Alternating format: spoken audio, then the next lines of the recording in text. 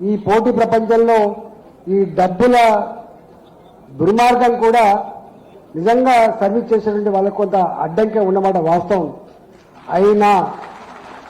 అయినా ఆ డబ్బుల ప్రవాహాన్ని కూడా తొక్కి పడేసి ఇవాళ మీరు గ్రామీణ ప్రాంతంలో 15 రోజులు 20 రోజులు మీరు ఎట్లా తిరుగుతారో ఇంటింటికి నాకు తెలుసు. సర్పంచ్ అభ్యర్థులుగా బిడ్డ ఓటేస్తాం పో బిడ్డ, ఎన్నిసార్లు వస్తావు బిడ్డ అని చెప్పి అంటారు వాళ్ళు. ఉదయం 4 గంటలకు దొరుకుతుంది ఎవరు, మధ్యాహ్నం పూట దొరుకుతుంది ఎవరు, సాయంత్రం పూట దొరుకుతుంది అని చెప్పి నా వార్డు మెంబరు నా సర్పంచ్ ఒక్కొక్క రోజు ఒక్కొక్క ఇంటికి తప్పకుండా పోయి 10-15 రోజుల పాటు కష్టపడి మీరు గెలిచొచ్చిండ్రు. మీరందరూ కూడా చల్లగా వర్ధిల్లాలని, ప్రజల ప్రేమను పొందడంలో తప్పకుండా ముందు బాగా నిలుస్తారని చెప్పి నేను భావిస్తాను. ఒకవేళ కనుక ఇంకా ఈ డబ్బుల మాయ కనుక లేకపోయి ఉంటే ఇంకా ఇంతమంది సర్పంచ్ గెలిచి వచ్చే ఆస్కారం ఉండే. మీ అందరికీ నేను చేసే ఒక విజ్ఞప్తి ఏంటంటే, అవకాశం అందరికి రాదు. వచ్చిన అవకాశాన్ని జారవిడుచుకోవద్దు. ఇగో ఫలాని మా సారన్నకు సర్పంచ్ చేస్తే గొప్పగా పనిచేసిండు అనేటువంటి పద్ధతి మాత్రం తప్పకుండా రావాలి. మీరందరూ ఏ విధంగానైతే ఇంటింటికి పోయి వాళ్ళ ఆశీర్వాదం పొందిండ్రో, వాళ్ళని ఓట్లని అడిగిండ్రో, వాళ్ళకు సమస్యల పరిస్థితులు అని చెప్పిండ్రో, మీరందరూ కూడా నోట్ల నాలుకలాగా ఉండి మీ ప్రజలు ఏ విశ్వాసాన్ని ఏ నమ్మకాన్ని అయితే మీద పెట్టిందో ఆ విశ్వాసాన్ని తూచా తప్పకుండా అమలు చేస్తారని చెప్పి మీకు ఆశిస్తున్నా. సీఆర్ గారు ఎట్లాగో మంత్రిగా ఉన్నారు, నేను కూడా అడపదడప ఉంటా. మీకు ఎక్కడన్నా మీ గ్రామ అవసరాల కోసం ఇబ్బందులు ఉంటే తప్పకుండా దృష్టి తీసుకురండి. కొన్ని డబ్బులతో పని అయ్యేటి ఉంటాయి, కొన్ని డబ్బులు లేకుండా కూడా పని అయ్యేటి ఉంటాయి. కాబట్టి మీకు సంపూర్ణంగా అండగా ఉంటామని చెప్పి మీకు హామీ ఇస్తా ఉన్నాం. ఇక్కడ మా ముదిరాజు బంధువులు, పార్టీతో సంబంధం లేదు, ఇక్కడ జెండాతో సంబంధం లేదు. ఇక్కడ ఒకటే సంబంధం, సర్పంచులకే కాదు పరిమితం. రేపు ఎంపీటీసీ ఎన్నికల్లో మా జెండా ఎగరాలి. రేపు ఎంపీపీ మండల పరిషత్తుల మీద మన జెండా ఎగరాలి. జిల్లా జెడ్పీటీసీలం కావాలి, జిల్లా పరిషత్తులు కూడా కైవసం చేసుకోవాలి. ఇక్కడికి మాత్రమే పరిమితం కాదు. నాకు తెలుసు మన వాళ్ళు అనేక సంవత్సరాలుగా స్టాటిస్టిక్స్ తీసుకొచ్చి నాకు ఇస్తూ ఉంటారు. మా సీఆర్ అన్న గెలిచినటువంటి నియోజకవర్గంలో అత్యధికంగా జాతి ఓట్లు ఉన్నటువంటి నియోజకవర్గం అదృష్టవంతుడు.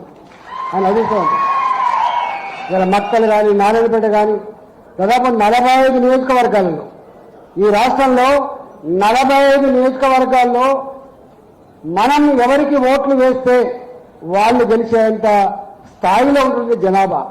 కాకపోతే రకరకాల కారణాల వల్ల ఎవరి బతుకులు వాళ్ళే.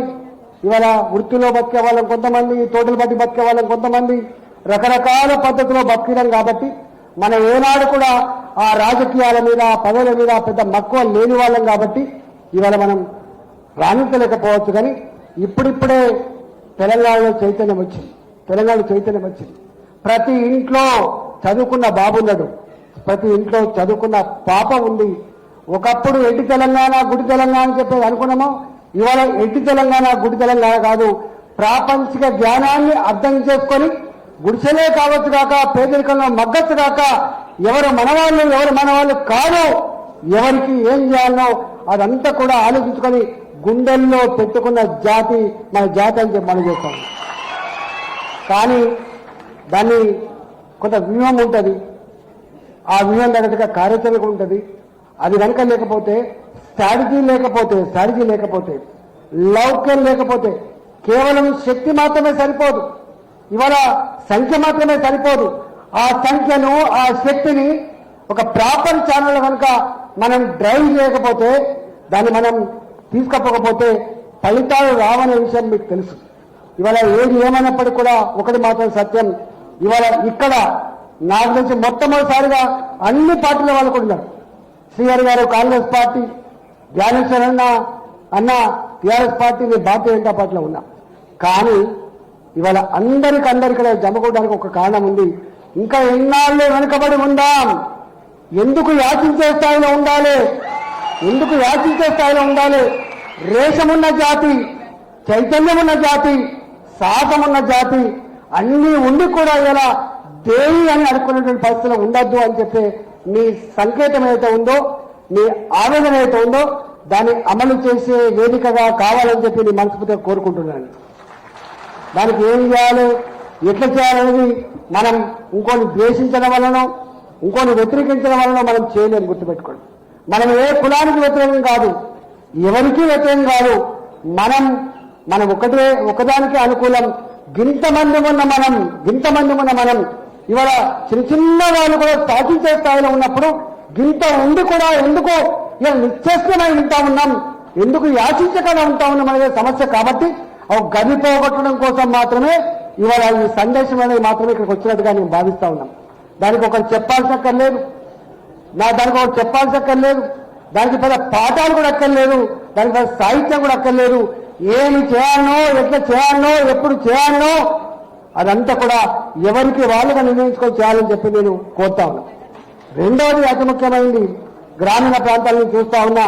ఇవాళ చాలా గ్రామాలు చిన్న గ్రామ పంచాయతీ అయిన తర్వాత మనం ఎవరు ఒప్పుకున్నా లేకపోయినా ఇవాళ 4,000 సొసైటీ దాదాపుగా ఉంటే, 3,500 ఒకప్పుడు ఉండే, ఇక పెరిగి ఉంటే నాకు తెలిసి 3,500 4,000 సొసైటీ కనుక ఉంటే ఆ సొసైటీలలో ఇవాళ గ్రామ పంచాయతీ అయిపోయిన తర్వాత ఇలా ఒక గ్రామం ఒకటి ఉంటుంది, దాని కింద ఇంకో గ్రామం ఉంటుంది. ఆ కింది గ్రామంలో మనవాళ్ళు ఉంటారు, పెద్ద గ్రామంలో మనవాళ్ళు ఉండరు. కానీ ఇవాళ ఆ చెరువులు ఏవైతున్నాయో పెద్ద గ్రామంలో మీరు లేరు కదా అని చెప్పి ఆ చెరువుల మీద మన హక్కులు కట్టించే ప్రయత్నం చేస్తున్నారు. దాన్ని 100కు 100% దాన్ని కట్టేలు చేసుకోవాల్సి అక్కడి నుంచి మనం చేస్తున్నాం. తాళ్ళు ఎక్కేవాడిది తాడి చెట్టు, చేపలు పట్టేవాడిది చెరువు. ఇవాళ నేను ఆ రోజు చెరువుల మరమ్మత్తు ప్రోగ్రాం చేస్తున్న సందర్భంలో నేను ఒక ప్రతిపాదన పెట్టిన నాడు ఇవాళ చెరువుల మీద నివేదికలు మాత్రమే కాదు, చెరువుల మీద రైతు సంఘాలు మాత్రమే కాదు, చెరువుల మీద చేపలు పట్టే వాళ్ళకు కూడా వాళ్ళకు కమిటీ లాంటిది వేయాలని చెప్పి నేను ప్రతిపాదన పెట్టినా. తప్పకుండా చెరువుల మీద మనకు కూడా హక్కులు కావాలి. ఏ గ్రామం అయితే విడిపోయిన సందర్భంగా మనవదికు గ్రామం, పెద్ద గ్రామం వరకు చెరువు వరకు పోయినప్పుడు ఆ పాత సొసైటీలు ఎక్కడన్నా ఆ ఊర్లలో కొన్ని ఇబ్బందులు ఉంటే దాన్ని తప్పకుండా సార్ట్అవుట్ చేసి దాన్ని కాపాడుకోవాలని చెప్పి నేను మనం చేస్తున్నా. దానికోసం ఎల్లవేళ పైలలో మాత్రమే కాదు, ఐక్య ఉద్యమాలు కూడా మనం ఉండాలని చెప్పుకొని మనం చేస్తా ఉన్నాం. రెండవది, ఇవాళ ఒకప్పుడు చెర్లలో మనకు తెలుసు, జల్ల చేపలు, కొడుపు చేపలు, మాలపంకిరిగాల్లో ఏదో చిన్న చేపలు ఉన్నాయి. ఇదంతా హైబ్రిడ్ రేట్ వచ్చింది. ఒకనాడు చెరువంతా పట్టినా 1 టన్ను రాకపో. ఇవాళ ఆ చెరువులో 20 టన్నులు 30 టన్నులు సంపద వస్తాను. నేను అనేక సార్లు చెప్పిన, ఈ 3,500 నుంచి 4,000 సొసైటీలు ఏవైతే ఉన్నాయో ఆ సొసైటీలకి ఇవాళ ఆ 2.5 ఎకరాల సభ్యత్వం అనేది ఒక ప్రతిబంధకంగా ఉంది. దాన్ని ఆచరించాలని చెప్పి నేను ఆడు చేసిన, కానీ దాన్ని ఎందుకో ఆపిండ్రు. ఇవాళ కొద్దిమంది వ్యతిరేకత కోసం ఆపిండ్రు. కానీ ఇవాళ సీఎల్న తప్పకుండా ఇవాళ మారిన పరిస్థితులలో మన వాళ్ళకి సభ్యత్వాలు రావాలంటే కూడా తీర్మానం చేయలేక పిల్లలకు అనేక మందికి దరఖాస్తులు పెట్టుకున్నా కూడా సభ్యత్వాలు వస్తలేవు. కాబట్టి ఇవాళ పెద్ద ఉద్యోగాలు చేసుకోవాలని చెప్పి భావిస్తాం, ఇంతకంటే గొప్పగా జీవించాలని భావిస్తాం. కానీ ఉన్న వృత్తి మీద మాత్రం తప్పకుండా సంపూర్ణమైన అధికారం ఉండాలి. కాబట్టి ఆ చర్యల్లో ఆ ప్రతిబంధకంగా ఉన్నటువంటి జీవం తీసివేసి అక్కడ ఆ కొత్త జీవం ఏదైతే ఇచ్చిన అమలు చేయాలని చెప్పి నేను కోరుతా ఉన్నా. మూడవది, ఇవాళ అనేక గ్రామాలలో చెరువులు లేవు, సొసైటీలు లేవు, ప్రాజెక్టులు వచ్చినాయి. నాకు తెలుసు కదా, మీ మహబూబ్నగర్ జిల్లాలో కృష్ణా నది మీద ఎంతమంది బ్రోకర్లు ఎట్లా సంపద మీద పట్టుదల మనం మాత్రం బుచ్చగాళ్ళ లెక్కనే ఉంటాం. కానీ దాని మీద బతికే బ్రోకర్లు ఎట్లా జీవిస్తున్నారో నాకంటే కొన్ని తెలుసు. కాబట్టి ఆ బ్రోకర్ల వ్యవస్థ ఉండొద్దని చెప్పి నువ్వు ఎంత ప్రయత్నం చేసినా మాకు తెలుసా అన్నాడు. ఇవాళ చేప పిల్లలు ఉచితంగా రావడానికి కారణం, ఇవాళ బండ్లు ఇప్పడానికి కారణం, ఐస్ ఫ్యాక్టరీ లోన్ ఇప్పడానికి కారణం, డీసీఎం ఇప్పడానికి కారణం ఏంటంటే మన వాళ్ళే బ్రోకర్లకు అమ్ముకోకుండా వ్యాపారం చేసుకునే స్థాయికి రావాలని చెప్పి కొంత ప్రయత్నం చేసినాం. కాకపోతే అది సంపూర్ణంగా అమలు కాకపోవచ్చు. కానీ ఆ ఆలోచన మాత్రం సంపూర్ణంగా అమలు కావాల్సి ఎక్కడుందని చెప్పి నేను మనవి చేస్తా ఉన్నాను. 4వ ప్రాజెక్టులు వచ్చినాయి. కొన్ని సందర్భాల్లో కొన్ని అనాలోచిత నిర్ణయాలు తీసుకున్నారు. ఇవాళ అందరూ చేపలు పట్టారు. పద్మశాలి చేపలు పట్టే ఆస్కారం లేదు, గౌరవ చేపలు పట్టే ఆస్కారం లేదు. ప్రాజెక్టులలో ఎన్ని గ్రామాలైతే పోయినాయో ఆ గ్రామాలు మాత్రమే కాకుండా గ్రామాల వాళ్ళకు మాత్రమే కాకుండా ఎక్కడెక్కడైతే గ్రామాలలో మన వాళ్ళు ఉండి వాళ్ళకు సతత్వాలు లేవో, వాళ్ళకు చెరువులు లేవో అలాంటి వాళ్ళకు కూడా కొంత జోన్లుగా ఏర్పాటు చేసి వాళ్ళకు సద్దత్వాలు ఇస్తే వాళ్ళు పట్టుకునేటువంటి ఆస్కారం ఉంటుంది. మీకు ఎల్ఎండిలో దాదాపు 15-16 గ్రామాల వాళ్ళకి అక్కడ సద్దత్వాలు ఇచ్చిండ్రు. అట్లనే ఇలా గోదావరి మీద బోర్డర్లు ఉన్నాయి కాబట్టి వాటి మీద కూడా సద్దత్వాలు ఇచ్చి ఆలోచన చేయమని చెప్పి కోరుతా ఉన్నా. కొద్దిమంది సంకుచితవాదులు వ్యతిరేకిస్తూ ఉంటారు. దాని గురించి మనం పట్టించుకోవాల్సి అక్కర్లేదు. రిపీటెడ్ గా కొంత మీరు ఎఫర్ట్స్ పెట్టండి, తప్పకుండా అవుతుందని చెప్పి మనం చేస్తూ చివరగా ఒక మాట ఇవాళ మీరు చూస్తా ఉన్నారు. నేను 2004లో ఎమ్మెల్యే అయిన తర్వాత నాకు బండ ప్రకాష్ అన్న నాకు సబ్జెక్ట్ ఇచ్చింది. ఒకే రాష్ట్రం ఒకే వృత్తి ఎందుకు ఈ వివక్ష అని చెప్పి మొట్టమొదటి మాట్లాడింది నేనే అసెంబ్లీలో. ఆనాడు రాజశేఖర రెడ్డి గారు అట్లే అన్నమేమో ఉద్యమాలు చేసిండు. మా జ్ఞానేశ్వర అప్పుడు పేదలు నాకు తెలిసి అంత పెద్ద మీటింగ్లు మనం జరగకపోవచ్చు. వారు అట్నుంచని తీసుకొచ్చిండు. వీరు సబ్జెక్ట్ ఇస్తే నేను అసెంబ్లీ ప్రస్తావించిన నాడు 2008 బై ఎలక్షన్లో మహబూబ్ నగర్ లో జడ్చర్ల నుంచి అని అనౌన్స్ చేయడం జరిగింది. ఆ డిమాండ్ ఎల్లవేళలో ఉంది. బీసీ-డి నుంచి ఏకరావాల డిమాండ్ అయితే ఉందో అది శాశ్వతమైన డిమాండ్. దానికోసం తప్పకుండా అందరం ఐక్యంగా ఫైట్ చేద్దామని చెప్పి మనం చేస్తూ చివరిగా ఒక మాట మళ్ళీ చెప్తున్నా, అందరినీ కలుపుకొని పోవాలి. మనకు మనంగా ఐసోలేట్ కావాలి. గుర్తుపెట్టుకోండి, నాయకులు ఎదగాలని కూడా వాళ్ళు ఒక దాంతో ఒక ఎమ్మెల్యే కాలేదు, ఒక ఎంపీ కాలేదు.